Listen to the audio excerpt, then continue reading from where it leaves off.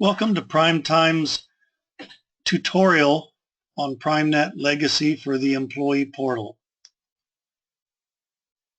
You should have a URL to start with so that you can get to the site and be able to enter your information in. If you do not have a URL, your supervisor or payroll administrator should have that URL for you. Once you're at the website, we see we need a client ID, a login ID, and a password. So the client ID will be provided for you by your supervisor as well. The login ID will also be provided to you. The password will be given to you by your supervisor for the first time use. Once you are inside the employee portal, you're able to change that password to anything of your choosing. The client ID and the login ID do not have to be upper, lowercase. You don't have any restrictions on whether it has to be upper or lower.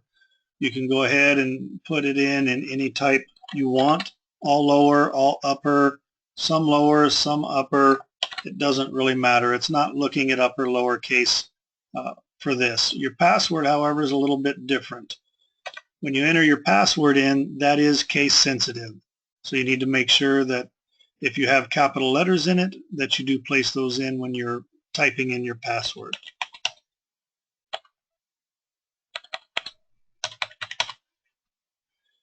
Once your password is entered, click Login, and that's going to bring you up to your page.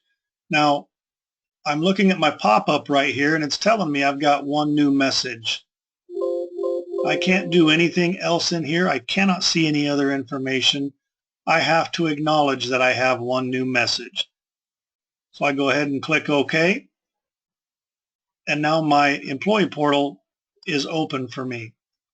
I can see that my message that I was sent is right here. I cannot send a message back to the supervisor in this system. It's only one way, so the supervisor can communicate with me.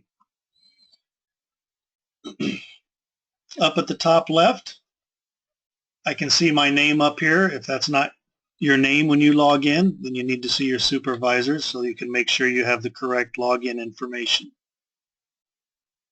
Little question mark right here. I can click on this, and I can click over here for help on entering transactions. This brings up a PDF that will walk me right through being able to enter in my start time or clocking in, clocking out, and so forth. I click my back button here, and that's going to bring me back.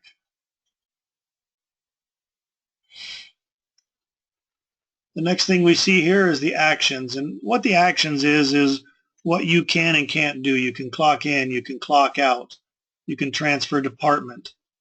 For most people, they're just going to be clocking in and out. The transfer is not something that they'll really be messing around with. If you do need to transfer departments, these will be the department you're currently assigned in, and right now this employee is not assigned a default department. I can go ahead and click Change Labor Levels, and if this employee has access to any of the departments, they would appear in the drop-down list. She does not, so I don't really have anything to bring in here. Go ahead and click Apply, and that would change your labor levels to whatever you were able to select. I see the action here is clock in, and I do have notes.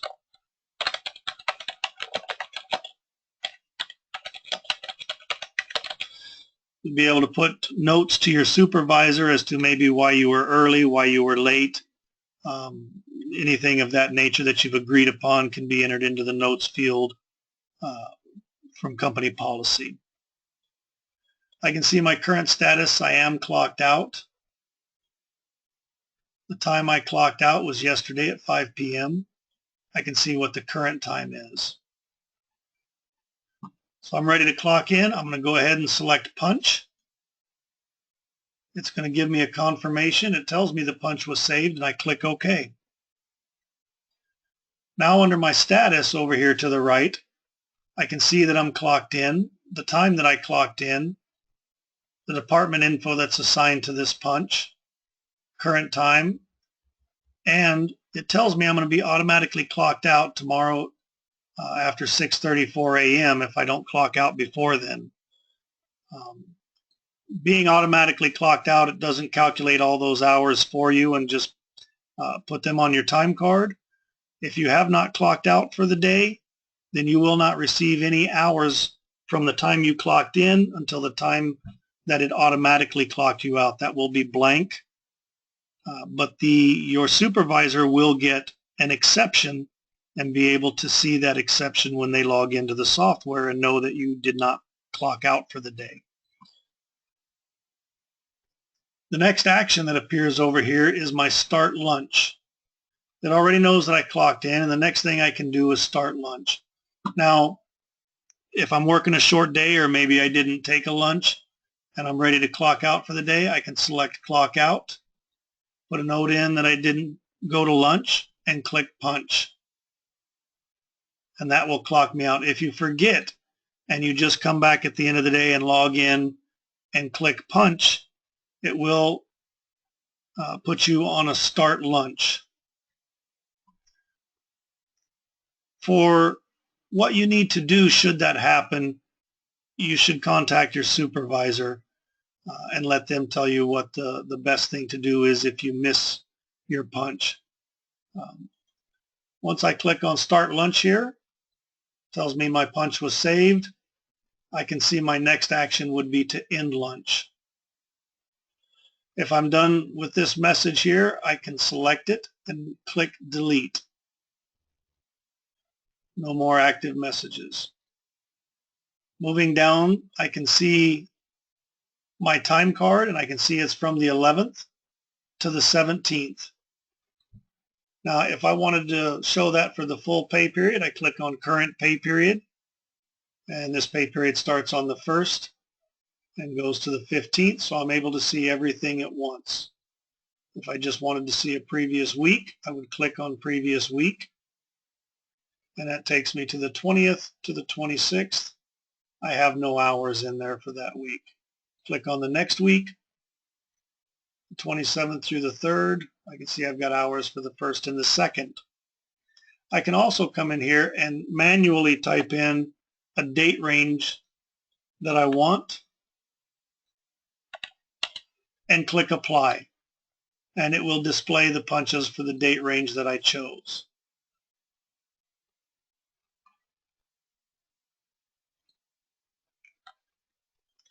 When I'm looking at my time, this is what it looks like when I have a lunch. I'm going to have 3 lines. If you're not taking a lunch and you simply clock in and then out, you're only going to see 1 line. As I roll down the page, I can see my hours for each day and make sure that they look correct. As I roll down to the bottom of the page here, I can see I've got some missing time. So on the 13th, I clocked in, but I didn't clock out.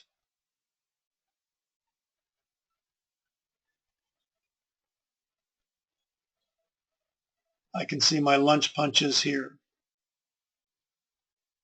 So my 8:05 a.m.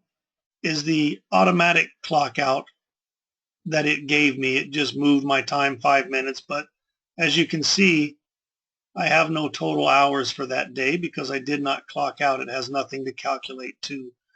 The clock out that it puts in here is simply just something to put in, and it creates the exception. When your supervisor logs into the software, they're able to see that you have an exception, and they can question you on it should you miss it. Moving down the page even more here for today, I can see we clocked in at 4:34, out to lunch at 4:36. Down at the bottom, I can see my totals. My lunch is under the unpaid column. We have the regular column, time and a half, and double time. Right now I can see everything's regular. My work totals is 72.3. I don't have any holiday or PTO to include in that, so my total hours is 72.03. If company policy dictates that we approve the time on our time cards, I can click the time or the days and click Save. I can select Save All and then just click Save All. If I've got a question on something, I can click the magnifying glass here and it's going to show me the time I clocked in and out, the time it rounded to if any rounding is done, and the clock out. I can see the hours totaled for the punches for this day here. I'd also be able to see my department location and job if any were chosen. If everything looks good, I can certainly click Save All.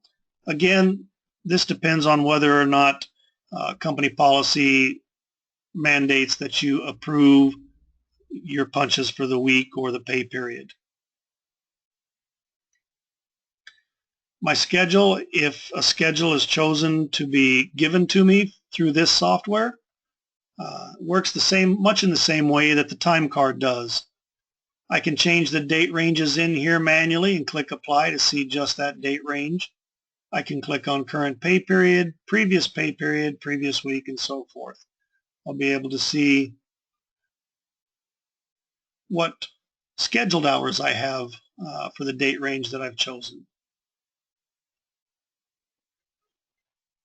Before I log out for the first time, I want to change my password. I click on Change Password. I place the old password in. This is the password I was given by my supervisor. I put in a new password, and then I confirm that password by putting in the same thing and click Change Password. Once I've done that, the next time I go to log in, it's going to require the new password.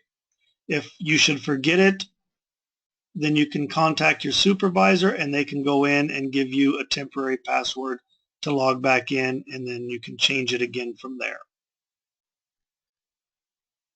This concludes the tutorial on the employee portal in PrimeNet Legacy.